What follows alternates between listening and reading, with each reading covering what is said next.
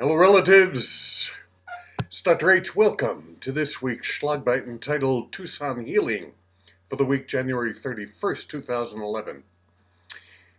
The tragic shooting in Tucson that left Congresswoman Gabrielle Gifford brain injured and 6 others dead left this nation in shock and mourning. Amidst the horror, I was also filled with a seething rage.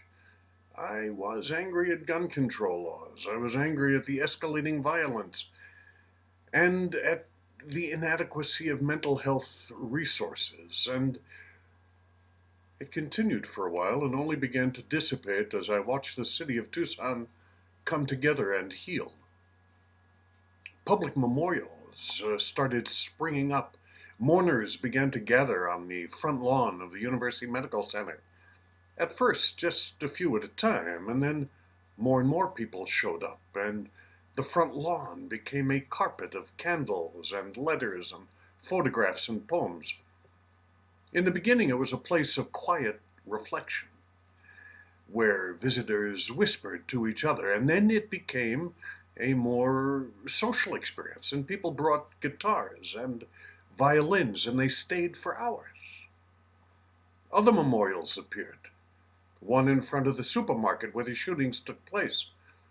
And citizens had individual memorials on front lawns. They hung tributes on cacti. They even sponsored a parade. 2 young women organized this peace march. They hoped about 100 people would show up, but word of mouth and flyers on telephone poles and Facebook postings brought out 400 people. Young and old, every race and creed, marching to honor the victims of senseless violence and to honor heroism. One lady showed up with a sign that said free hugs, and people were hugging her all along the parade route. So what's happening here? It's simply this, that as a species, we have a need to gather in community in times of stress and in times of joy.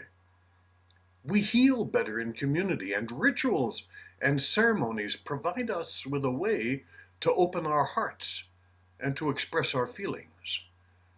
Participating as a community breaks down the boundaries that separate us as people. And joining in such celebrations and memorials, rather than just observing them, is a whole different experience. When we're in the middle of it, we can feel the energy of everybody pulling in the same direction. And it's that energy that gives us hope in times of our greatest doubts and despair. Even as a spectator, watching it, I was moved. And for the first time in a long time, I felt proud to be an Arizonan. That's what I'm thinking this week. For those of you who happen to be local in Arizona, I'm going to speak Tuesday night. Check my homepage. Going to talk about the antidote to a zombie nation and the power of healing in community. And my friend and colleague in the Turtle Island Project, Joyce Mills, has some things going on as well. You can check her out as well.